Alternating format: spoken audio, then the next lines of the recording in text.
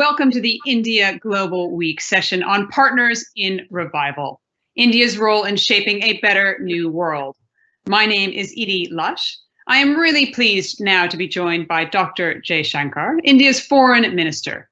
He's made the transition from a career diplomat to politics. Let me mention just a few highlights from his career. Moscow in the early 80s, the United States as a political attaché during President Reagan's second term, Hungary and the Czech Republic after the fall of the Berlin Wall, Tokyo in the late 90s.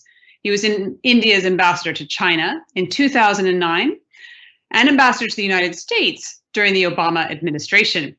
So, Dr. Jaishankar, before we look into your portfolio, external affairs, let's spend a moment on the pandemic. I'm currently in the UK, where we're in the process of opening back up, but in India, cases are still rising. But if I look at the comparative data, either on a case per million or deaths per million basis, India is on a much better trajectory. Can you give me a view on how India has handled the pandemic? Actually, I must tell you, other than as a minister and as a citizen, I happened to be in a group of ministers which was tasked with coming up with the response to the policy response to the coronavirus. So look, when the pandemic started assuming global proportions, I think the choice which every country had was, how do you respond, and respond in a sense playing to your own strengths. Now, some countries had better testing capabilities like the South Koreans. Some perhaps like Germany had a very strong ICU system. In our case, sort of recognizing our capabilities and our limitations, I think we opted really to rely very substantially on social distancing. So we went for a very early lockdown. We went for a very early travel restriction. And the result of that, 3 months down the road, yes, the actual caseload today is large. It's not large, as you say, proportional to the population. But what's interesting is, while we may be number 3 in terms of the caseload, if you look even at the absolute number of fatalities, we are number 8. We have a recovery rate of 61%. And the time gained has, in a sense, not just slowed the spread, it has allowed really preparations in a way. We were making no personal protection equipment when the coronavirus hit us. Today we produce. We're reasonably self-sufficient there. We've ramped up our pharmaceutical response to that. The hospital systems have responded to that. So we still have our challenges ahead. We are very conscious of it. I think the next few weeks and months are going to be tough. But in the given situation, we feel we made the right choices and are as realistically well placed as anybody could be under the circumstances. So if I could give you a crystal ball and you could look forward into the future when there's either a vaccine or some level of herd immunity, how do you think India is positioned in a post-coronavirus world? Well, I think we could, when it comes to the vaccine itself, as you know, that is an area again where India has strengths. We are the world's largest producer of vaccines, and I think once people discover a vaccine or multiple vaccines for this, clearly we will have a role in making that accessible and affordable and available to the rest of the world. In fact, even before the vaccine, I should add, in this period, actually, when there was a surge in demand for corona-related drugs, we've actually responded to that, to the world.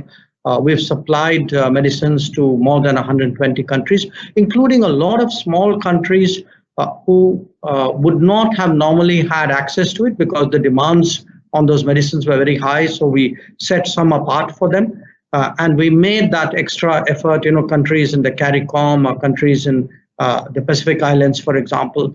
So a lot of the African African partners, we went the extra mile to make sure that they had medicine. So I think in the post-corona world, I don't need a crystal ball. I can actually see that pretty clearly that we are going to be able, we'll have to step up much more in health policy and medically responding to it. But let me sort of give you where I need the crystal ball probably is more in the politics of a post-corona world.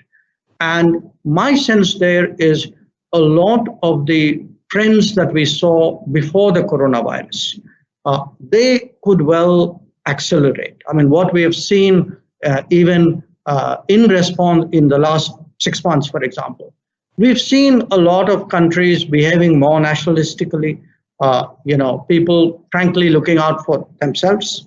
I mean, I understand it up to a point, but I do see a world where many, shall I say, arguments will sharpen.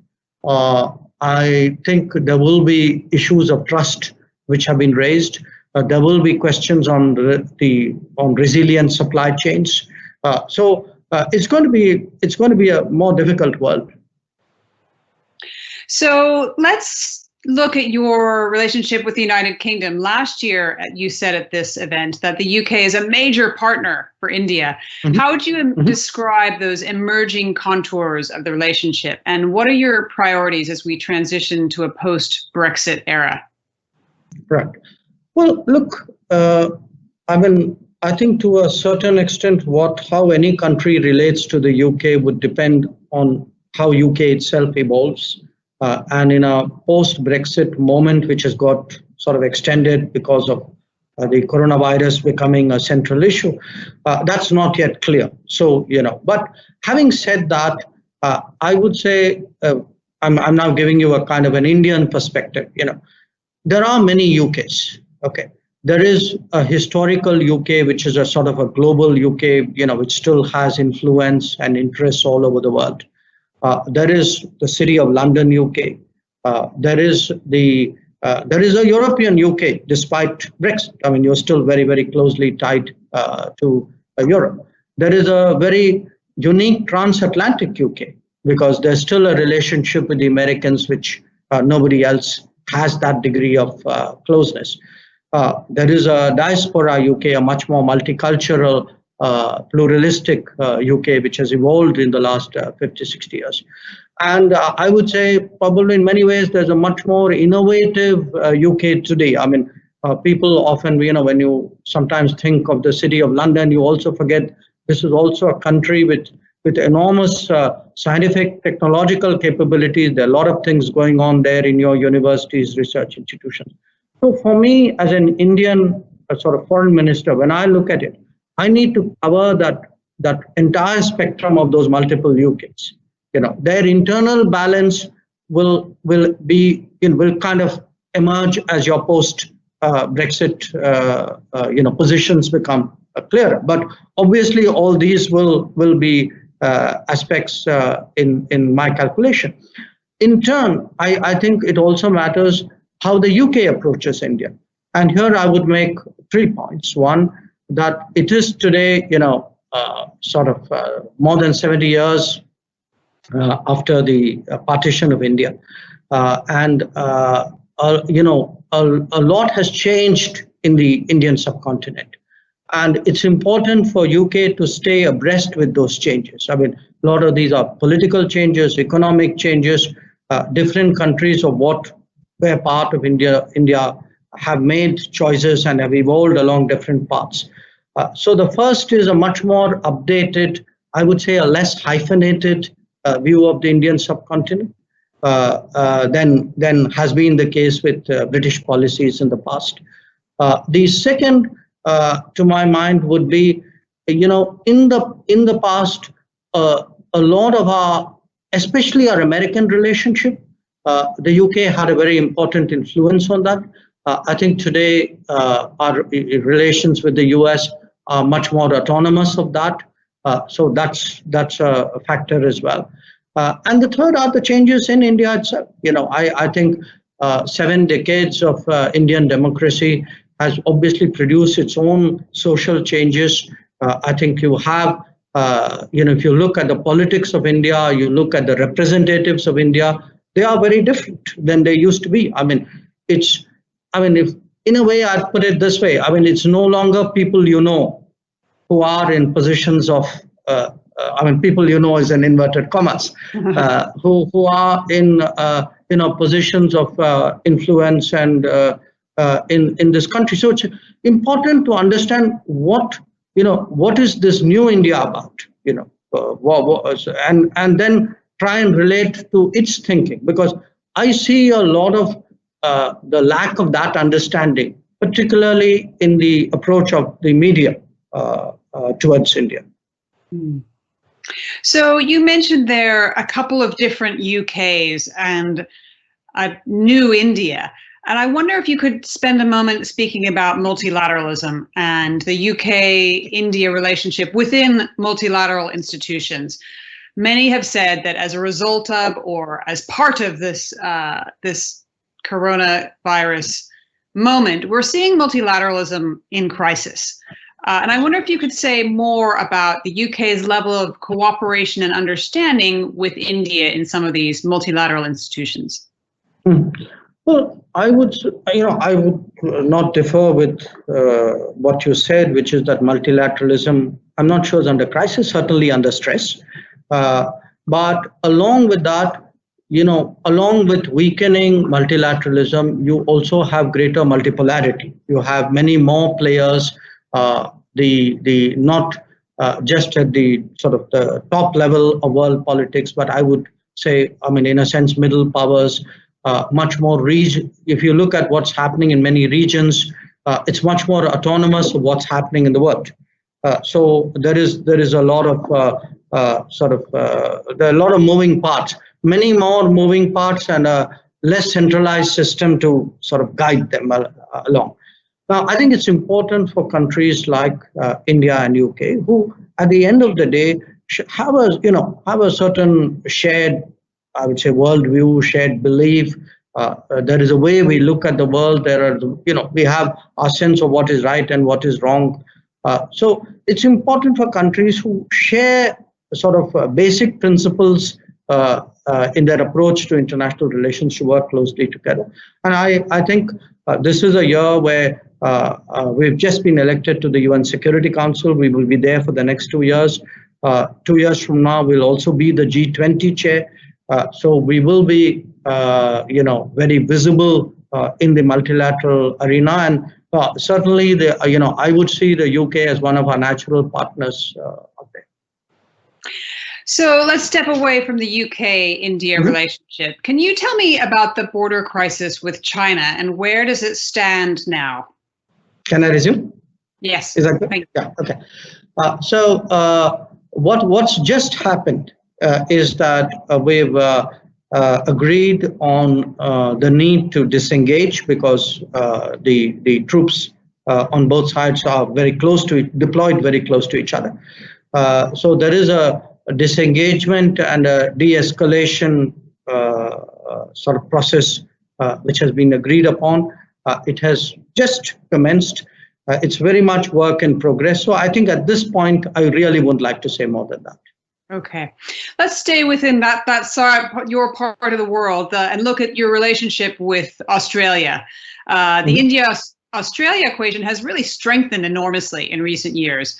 We've even seen a virtual summit between Prime Minister Modi and Prime Minister Morrison.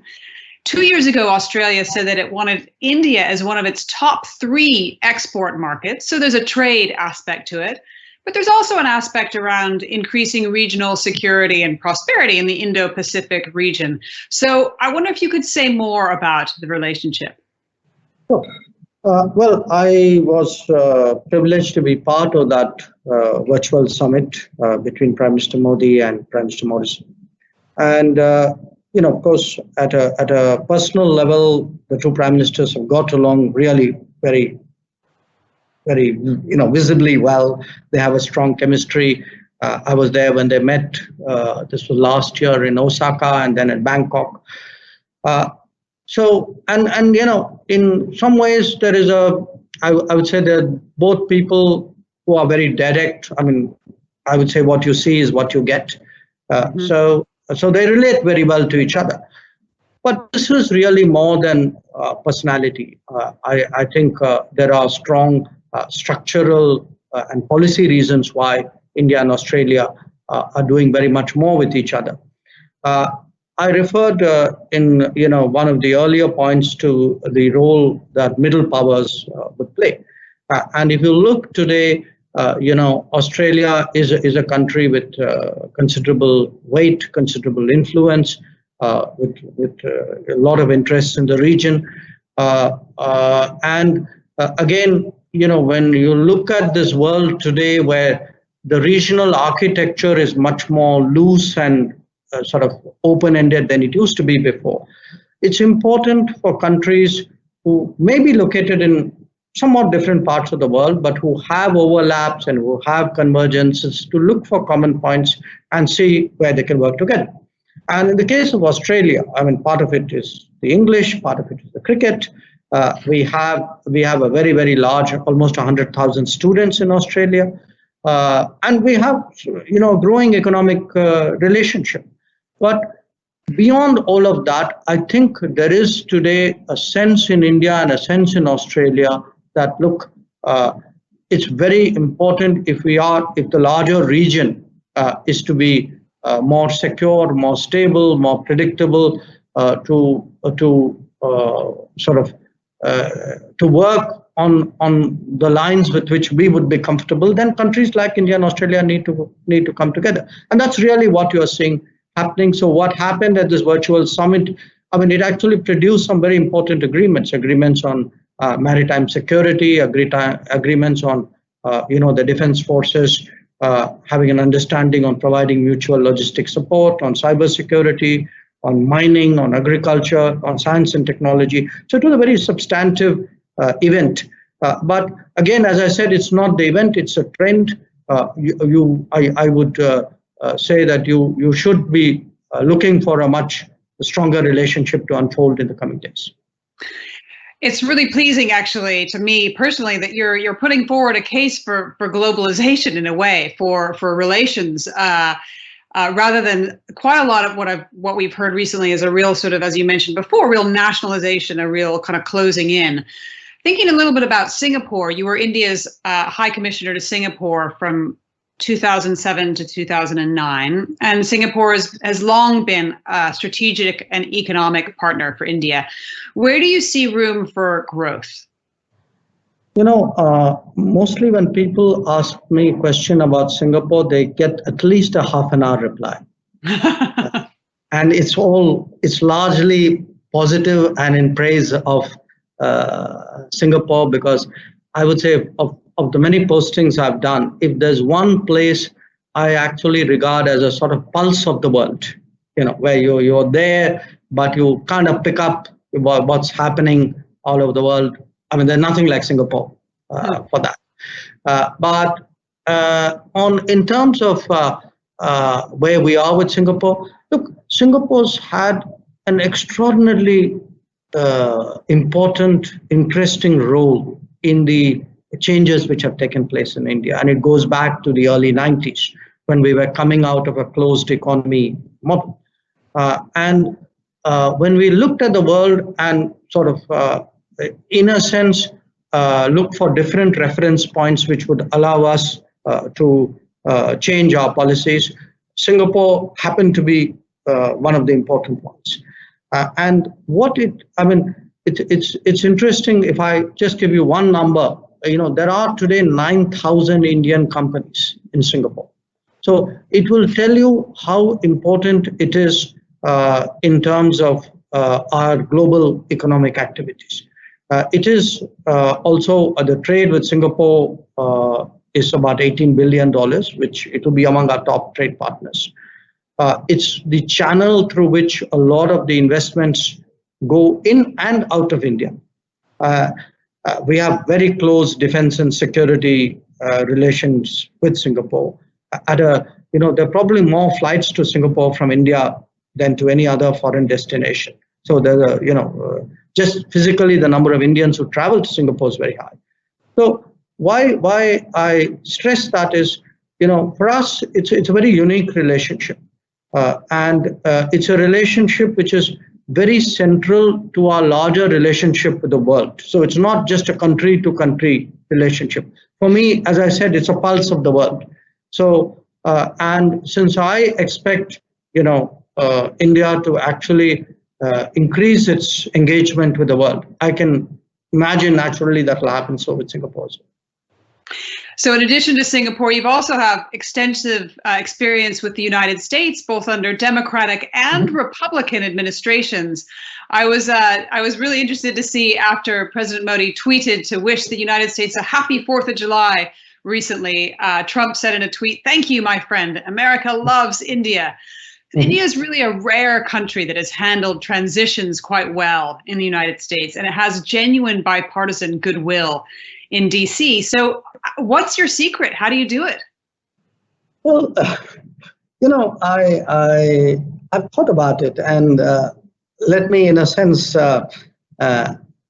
put your own question back at you. Think back at the last 4 American presidents: Donald Trump, Barack Obama, George W. Bush, and Bill Clinton. I'm sure you'd agree with me, you can't find 4 people in the world less similar to each other. Right? And yet the one thing on which actually all 4 of them have agreed on is the importance of India and the need to strengthen their relationship with us. Maybe some of it is our charm, but I think a lot of it is also their thinking. And what we have actually in the US today is we have a very strong, political relationship, strategic relationship, very strong security defense cooperation, an increasing economic relationship, a very unique technology relationship. I mean, if you look at really how the 2 countries are interlinked in terms of, I'm not just talking about Indian Americans, I'm really talking about how work goes up and down and ideas go up and down, and the role that we have played actually in the growth of American technology as well. And in a way, and of course, people to people. I mean, if you look at the number of Indian Americans, they have grown from 30,000 at the time of our independence. Today, probably close to about 4 million. And very large number of them are still Indians, also Indians who are there on non-immigrant visas of various kinds. So it's been a very it's a relationship, I would say, which took about 6 decades to discover itself. But having done so, it's making up for lost time. And I think, when we speak about all the other commonalities, which are, a lot of what I said, I'm either describing what's happening or it's a kind of a connect. I would say somewhere the values do matter. Indians and Americans today have a better understanding of each other's society, and therefore a much closer appreciation. I mean, they sort of feel for each other in a way in which many countries perhaps don't do so closely. And it's not just with the administration of the day, though obviously that is critical. I think we have very strong, very diverse relationship across the American polity, especially in the American Congress. There would be the congressional leadership of both parties. Again, our people over multiple, decades, really, we have had good relations, but certainly in the last 2 decades, that's become stronger. So I see this as one of, certainly as one of our key relationship, but I expect it's a relationship which will become more important even in the American calculus of the world. So final question for you. On a personal level, not everyone can make the leap from being a career diplomat to corporate executive to politics. So how are you finding the challenge? Well, I'm surviving. And I think, I don't know if you remember the Yes Minister series. Yeah. It's interesting to be both the Sir Humphrey and the Jim Hacker. And just for the record, earlier in my life, I was the burnout as well. But perhaps one reason for that ability to make the transition is, if you're not just a civil servant, regular civil servant, but a diplomat. I think by being a diplomat, you tend to be more nimble, you tend to adapt to your surroundings, and you are very curious, you're willing to learn all the time. That's what diplomacy is about. And certainly I find the political world to be very fascinating, and it's been a year now. It's almost just a year and 2 months since I became an MP. And I can tell you I'm still learning, but it's enormously fascinating and extremely rewarding. Dr. Jaishankar, thank you so much for joining us here during India Global Week. It's been a fascinating conversation. Thank you. Pleasure.